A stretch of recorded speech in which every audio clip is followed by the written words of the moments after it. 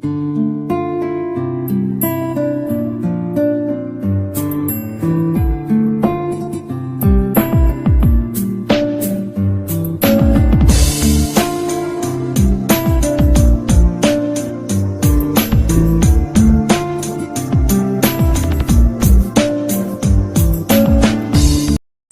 students, JM Patel College Bhandara, Department of English welcomes you all in this digital classroom. हमने बहुत सारे grammar के topics पे बात की। आज हम जेरेंड, प्रेजेंट पार्टिसिपल और इंफिनिटिव फॉर्म ऑफ वर्ब क्या होते हैं इसके बारे में बात करेंगे। बिना सब्जेक्ट के सेंटेंस हो सकता है, जैसे हम इंपेरेटिव सेंटेंस में सब्जेक्ट नहीं लिखते। बिना ऑब्जेक्ट का सेंटेंस होता है, जैसे हम इंट्रांजिटिव वर्ब के साथ सेंटेंसेस लिखते हैं, पर बिना वर्ब के कोई सेंटेंस हो ही नहीं सकता। इसका मतलब verb is an integral part of any sentence. और जब वर्ब की बात चल रही है तो हमें वर्ब का बेस फॉर्म किसे कहते हैं, पास्ट फॉर्म किसे कहते हैं, पास्ट पार्टिसिपल किसे कहते हैं, प्रेजेंट पार्टिसिपल क्या होते हैं, इसके बारे में हमें जानकारी होना उतना ही जरूरी है। आज के इस वीडियो में हम प्रेजेंट पार्टिसिपल किसे कहते हैं, प्रेजेंट पार्टिसिपल में और जीरेंड में क्या फर्क होता है, और इन्फिनेटिव या जिसे इनफाइनाइट वर्ब कहते हैं या जिसे हम नॉन फाइनाइट भी कहते हैं, उससे कैसे आइडेंटिफाई करते हैं और क्या फर्क होता है इन तीनों फॉर्म्स में, इस इंपॉर्टेंट टॉपिक पे बात करने वाले हैं। ये टॉपिक इसलिए इंपॉर्टेंट है क्योंकि 10th स्टैंडर्ड से लेके 12th स्टैंडर्ड में डिग्री लेवल पर और बहुत सारे कॉम्पिटिटिव एग्जाम्स में आपको जीरेंड, प्रेजेंट पार्टिसिपल के आधार पर क्वेश्चंस पूछे जाते हैं। इसलिए आपको इन तीनों फॉर्म्स को समझना और जानना जरूरी है। तो आइए अभी हम जीरेंड, प्रेजेंट पार्टिसिपल और इंफिनिटिव्स को समझने की कोशिश करते हैं।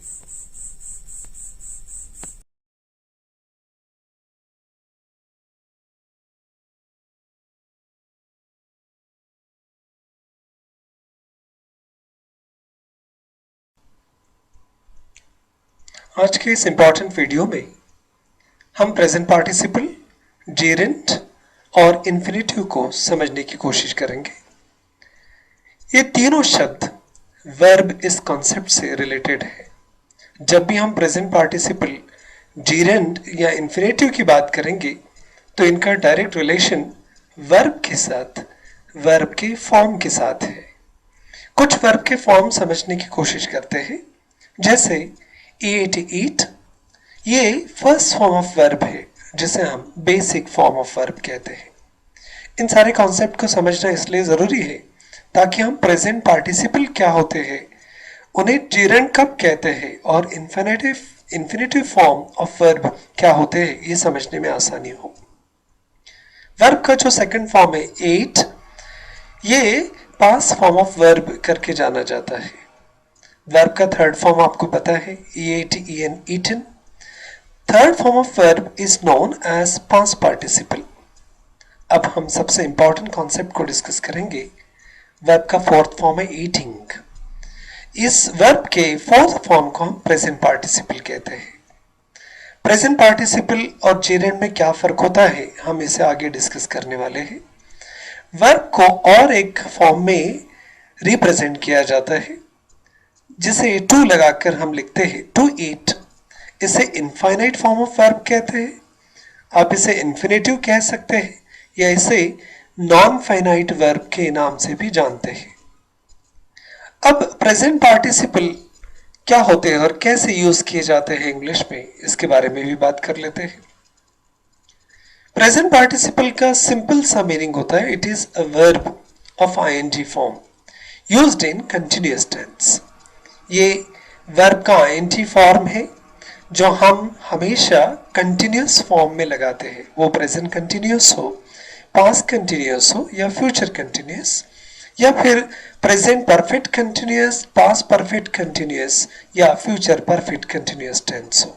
इन अलग अलग टेंसेस में हम इस आईएनजी फॉर्म का प्रयोग करते हैं। इस आईएनजी फॉर्म ऑफ वर्ब को, जिसे हम प्रेजेंट पार्टिसिपल के नाम से जानते हैं, it is used as a verb. जैसे आई एम ड्रिंकिंग वाटर, इस सेंटेंस में सब्जेक्ट के बाद में ड्रिंकिंग को हमने वर्ब के तौर पर यूज किया है। दूसरा सेंटेंस है he is reading a newspaper. इस सेंटेंस में भी रीडिंग शब्द की जगह वर्ब के स्थान पर है, तो रीडिंग यहाँ पर, ड्रिंकिंग यहाँ पर वर्ब्स के जैसे यूज किए गए हैं। कभी कभी हम ing फॉर्म ऑफ वर्ब को एज एडजेक्टिव भी यूज करते हैं, जैसे this is an interesting book. यहाँ इंटरेस्ट शब्द को ing लगा, पर यहाँ पर ये वर्ब नहीं है, यहाँ पर यह एडजेक्टिव है। It is a dancing doll. Dancing ये वर्ब हो सकता है, पर इस सेंटेंस में डांसिंग डॉल ये शब्द एडजेक्टिव के तौर पर है। तो ing लगा हुआ हर एक शब्द वर्ब ही हो, प्रेजेंट पार्टिसिपल ही हो, जरूरी नहीं है, हर जगह उसकी पोजीशन बदलती रहती है। कभी कभी used in phrases as shorten form of relative clause, जिसे हम पार्टिसिपल फ्रेज कहते हैं। A man wearing a red tie, this is a clause not a complete sentence. A woman carrying a red bag. इन दोनों sentences में wearing और carrying ये दोनों शब्द पार्टिसिपल फ्रेज के तौर पर आए हैं। अब हमारे सामने जो इंपॉर्टेंट क्वेश्चन है प्रेजेंट पार्टिसिपल को समझना और उसके फंक्शंस को भी समझना। I saw John taking his dinner. इस सेंटेंस में सॉ ये मेन वर्ब है, पर जॉन के बाद में टेकिंग वर्ड आया है, ing के साथ आया है। ये प्रेजेंट पार्टिसिपल तो है, पर ये एक्टिव प्रेजेंट पार्टिसिपल के नाम से जाना जाता है। कभी कभी प्रेजेंट पार्टिसिपल को नॉन फाइनाइट क्लॉज के तौर पर भी यूज करते हैं, जैसे walking along, she did not care in the world. lying there, he thought about his life. Sighing, he left the room. इन अलग अलग सेंटेंसेस में वर्ब के तौर पर ही प्रेजेंट पार्टिसिपल को कभी एडजेक्टिव के तौर पर, कभी प्रेजेंट पार्टिसिपल फ्रेज के तौर पर हमने यूज किया है। अब एक बात तो आसानी से समझ गए कि वर्ब को ing लगता है तो हम उसे प्रेजेंट पार्टिसिपल कहते हैं, पर प्रेजेंट पार्टिसिपल बनाते समय, ing फॉर्म करते समय कुछ कुछ स्पेलिंग्स में चेंजेस होते हैं। वो स्पेलिंग्स के चेंजेस भी हमें समझने होते हैं ताकि आंसर लिखते समय हमसे कोई गलती ना हो।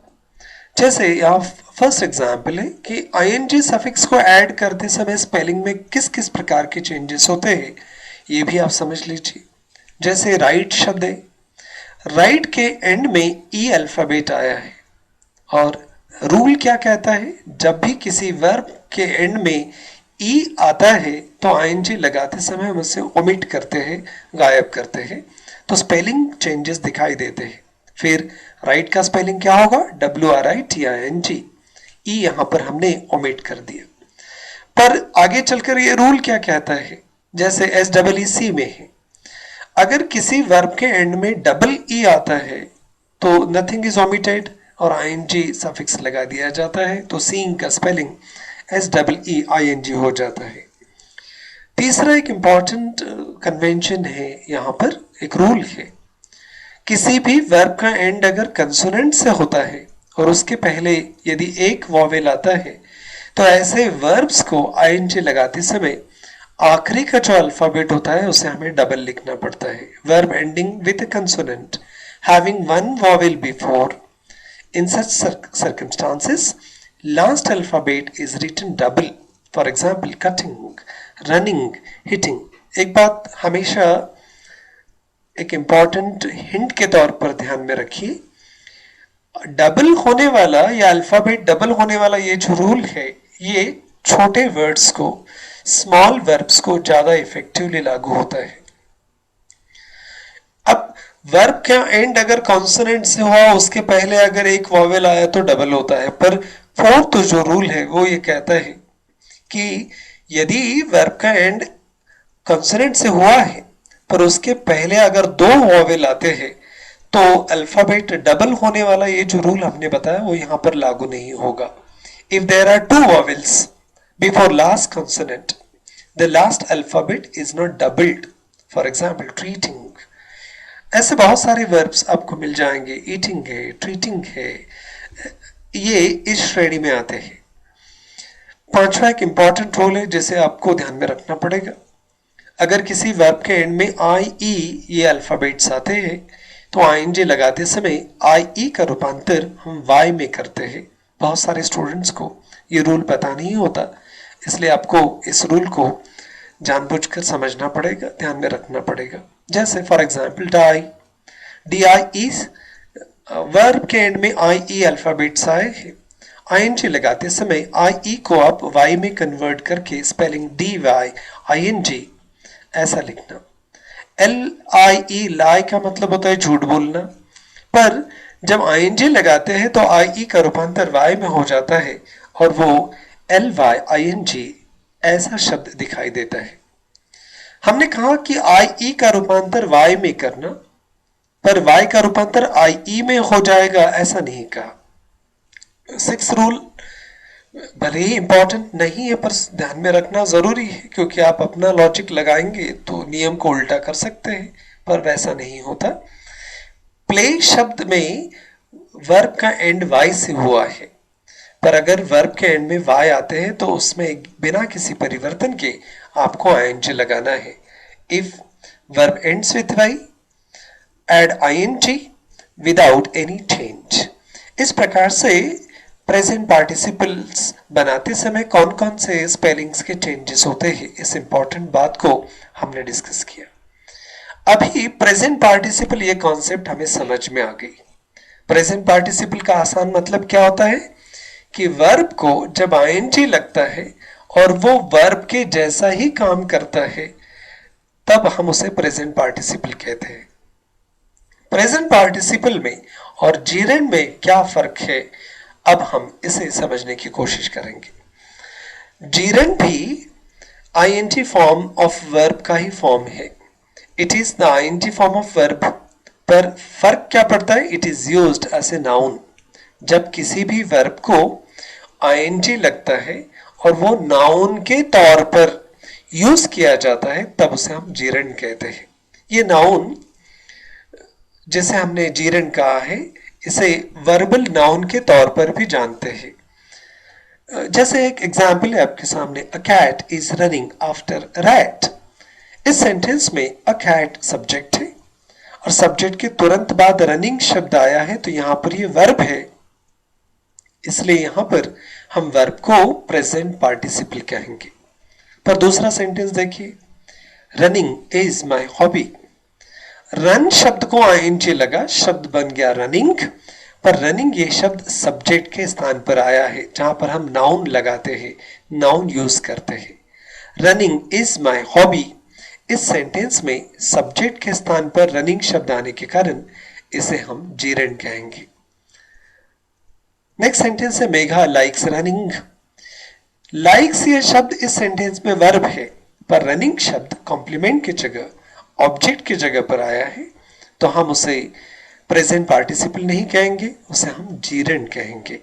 इसका मतलब यह होता है कि वर्ब को आईएनजी लगा और वो अगर सब्जेक्ट के स्थान पर या कॉम्प्लीमेंट या ऑब्जेक्ट के स्थान पर अगर यूज होता है एज ए नाउन तो हम उसे जीरेंड कहते हैं। तो अभी प्रेजेंट पार्टिसिपल और जीरेंड इन दोनों शब्दों में आपको फर्क समझ में आया। एग्जामिनेशन में आपको जीरेंड फॉर्म कौन सा है उसे अंडरलाइन करो, या फिर प्रेजेंट पार्टिसिपल कौन सा फॉर्म है उसे अंडरलाइन करो और फिर से लिखो रीराइट अंडरलाइनिंग द जीरेंड और प्रेजेंट पार्टिसिपल, ऐसे क्वेश्चंस आते हैं। कभी कभी अंडरलाइन वर्ब दिया जाता है, आपको आइडेंटिफाई करना होता है कि वो जीरेंड है या प्रेजेंट पार्टिसिपल है। कुछ एग्जाम्पल को डिस्कस करते हैं। We were smoking when the teacher found us. इस सेंटेंस में स्मोकिंग शब्द आया है। अब वी सब्जेक्ट है और सब्जेक्ट के बाद में जगह वर्ब की होती है, बिल्कुल तुरंत वर्ब की जगह पर स्मोकिंग शब्द आया है, तो इस सेंटेंस में स्मोकिंग ये शब्द प्रेजेंट पार्टिसिपल हो गया, जीरेंड नहीं, क्योंकि हमने उसे वर्ब के जैसा ही यूज किया है। पर दूसरा सेंटेंस देखिए, smoking is injurious to health.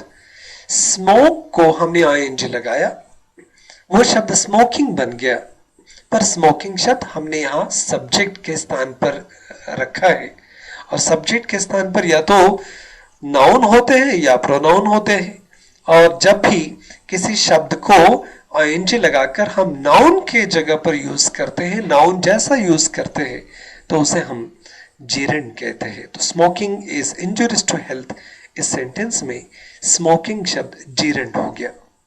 Next sentence देखिए, I am writing a letter. यहाँ राइटिंग वर्ब है तो वो प्रेजेंट पार्टिसिपल हो गया। प्रेजेंट पार्टिसिपल इसलिए हो गया कि उसे हमने आईएनजी लगाया।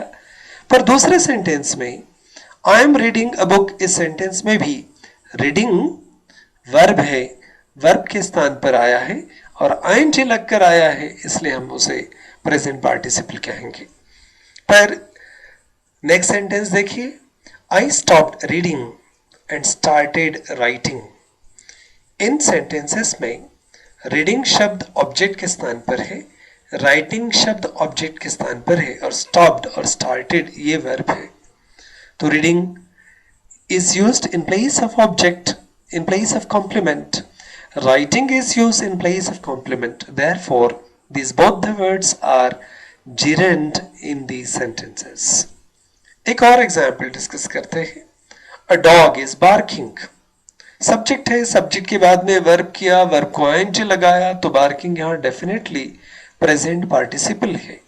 पर दूसरे सेंटेंस में barking is the habit of dog, यहाँ पर बार्किंग शब्द को हमने सब्जेक्ट बनाकर नाउन के जगह पर यूज किया है, तो यहाँ पर बार्किंग शब्द जीरेंड हो गया। I think in a easiest manner now you understood what is the difference between present participle and gerund form. इसी तरह से हम इन्फिनिटिव्स को समझने की कोशिश करते हैं। इन्फिनिटिव्स क्या है? It refers to the base form of verb when used without any indication of person, number or tense. ये वर्ब का एक बेस फॉर्म ही है, बेसिक फॉर्म है, जिसे ना तो पर्सन के अनुसार, नंबर के अनुसार, ना तो टेंस के अनुसार कोई चेंजेस होते हैं, ना S E S I S लगता है, ना आईएनजी लगता है, ना पर्सन सब्जेक्ट के पर्सन्स नंबर बदलने से इसमें कोई फर्क पड़ता है। इसमें दो टाइप्स होते हैं। पहला एक आसान टाइप है जिसे टू इन्फिनेटिव कहते हैं, माने वर्ब को टू लगा दो तो वर्ब टू इन्फिनेटिव बन जाता है। जनरली टू लगकर इन्फिनेटिव्स बनते हैं। पर दूसरा एक प्रकार है जिसे बेयर इन्फिनेटिव कहते हैं। यहाँ पर टू लगा हुआ नहीं दिखाई देता, फिर भी वो इन्फिनेटिव फॉर्म में, इनफाइनाइट फॉर्म में या नॉन फाइनाइट फॉर्म में ये वर्ब होता है। जैसे फॉर एग्जाम्पल, अब टू इन्फिनेटिव्स क्या होते हैं समझ लेते हैं। दे विश्ड टू लीव। विश्ड ये फाइनाइट वर्ब है क्योंकि ईडी लगा है। वर्ब जब भी चेंजेस होते हैं, वर्ब जब भी पर्सन के अनुसार, नंबर के अनुसार, टेंस के अनुसार बदलेंगे, तब उन्हें हम फाइनाइट वर्ब कहते हैं। और जब वर्ब कभी नहीं बदलते, बदल ही नहीं सकते, तो ऐसे टीओ टू लगकर आने वाले वर्ब्स को हम इन्फिनेटिव कहते हैं। और टू लगकर आया है इसलिए हम इसे टू इन्फिनेटिव कहेंगे। अब दूसरा सेंटेंस देखिए, she is not ready to surrender. यहां पर सरेंडर शब्द टू के साथ आया है, तो ये भी इनफाइनाइट वर्ब हो गया। थर्ड सेंटेंस में देखिए, she is not interested to know about the God. यहां पर नो शब्द टू लगकर आया है, तो यहां भी ये टू इन्फिनेटिव हो गया। It is a hard to believe that he is a thief. इस सेंटेंस में भी टू बिलीव ये शब्द इन्फिनेटिव फॉर्म में है, तो हम इसे इनफाइनाइट वर्ब या नॉन फाइनाइट वर्ब कहेंगे। एक बेयर इन्फिनेटिव क्या होता है हम उसे भी समझ लेते हैं। बेयर इन्फिनेटिव ये इनफाइनाइट वर्ब का ही फॉर्म है, पर टू यहां पर लगाया हुआ नहीं दिखाई देता। जैसे फर्स्ट सेंटेंस पे देखिए, we saw him fall.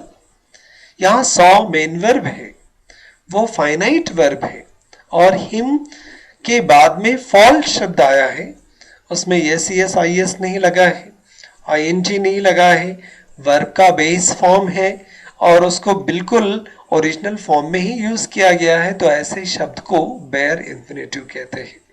She watched him go. इस सेंटेंस में वॉच्ड मेन वर्ब है, फाइनाइट वर्ब है, और गो यहाँ पर इनफाइनाइट वर्ब हो गया, भले ही यहाँ टू लगा हुआ ना दिखाई दे तो भी। They noticed him go. She heard him sigh. They let him go. You had better leave. इन सारे सेंटेंसेस में go, sigh, leave ये सारे bare infinitives हैं. अब आपके सामने कुछ एग्जाम्पल्स हैं. इनको पढ़ने के बाद में अब bare infinitive कौन सा है, infinitive verb कौन सा है, to infinitive, प्रेजेंट पार्टिसिपल कौन से है, जीरेंड कौन से है, ये आपको आइडेंटिफाई करना सीखना होगा. ये कुछ सेंटेंसेस देखिए ताकि हम इनफाइनाइट फॉर्म को और अच्छी तरह से समझ सकें. जनरली लोग ये विश्वास करते हैं कि टू लगा हुआ वर्ब इनफाइनाइट वर्ब होता है, पर हमने बेयर इन्फिनेटिव बताकर आपको इनफाइनाइट वर्ब की और एक कैटेगरी बताई. तीसरा एक प्रकार यहां पर हम डिस्कस करते हैं. I worked hard to earn money. He works hard to earn money. They have worked hard to earn money. And we had worked hard to earn money. इन सारे sentences में work, works, had worked ये सारे verbs change होते हुए दिखाई देते हैं. ऐसे बदले हुए verbs को हम finite verbs कहते हैं. पर सारे sentences में आप to earn को ऑब्जर्व कीजिए. टू अर्न किसी भी सेंटेंस में चेंज नहीं हुआ है. इसका मतलब ये है कि टू यहां पर इनफाइनाइट वर्ब है. कुछ और सेंटेंसेस देखिए. We can win the race. They could win the race. It may rain today. We must wait for a turn. अब ये चारों सेंटेंसेस में कैन के, कुड के, मे के, मस्ट के बाद में भी आपको वर्ब का बेस फॉर्म दिखाई दे रहा है. आसान शब्दों में can, could, may, might, should, would, ought to, dare, need इन सारे मॉडल ऑक्सिलरीज के बाद में, हेल्पिंग वर्ब्स के बाद में या ऑक्सिलरी वर्ब्स के बाद में वर्ब का फर्स्ट फॉर्म ही यूज होता है, बेस फॉर्म ही यूज होता है. ऐसे सेंटेंसेस में जो वर्ब का बेस फॉर्म यूज होता है उसे भी इनफाइनाइट या नॉन फाइनाइट या इन्फिनेटिव वर्ब के नाम से ही जानते हैं. तो हमने अलग अलग प्रकार के इन्फिनेटिव्स को समझने की कोशिश की. ये कुछ एग्जाम्पल्स है आपके लिए. इन एग्जाम्पल्स को देखने के बाद में अब आपको अंडरलाइन करना है जीरेंड कौन सा है, प्रेजेंट पार्टिसिपल कौन सा है और इन्फिनेटिव कौन सा है. एग्जामिनेशन में इन्हीं प्रकार के सेंटेंसेस आते हैं और आपको या तो वर्ब फॉर्म को अंडरलाइन करना होता है और आंसर में लिखना होता है कि वो जेरेंड है, प्रेजेंट पार्टिसिपल है या इन्फिनेटिव है, या फिर आपको अंडरलाइन वर्ड दिया जाता है वो कौन सी कैटेगरी में आता है, जेरेंड है, प्रेजेंट पार्टिसिपल है या इन्फिनेटिव है, ये आपको लिखना होता है. इन सारे सेंटेंसेस को आप प्रैक्टिस कीजिए. आई होप कि आप आसानी से अभी जेरेंड, प्रेजेंट पार्टिसिपल और इनफाइनाइट या इन्फिनेटिव आसानी से आइडेंटिफाई कर लेंगे. Thank you very much for observing this video.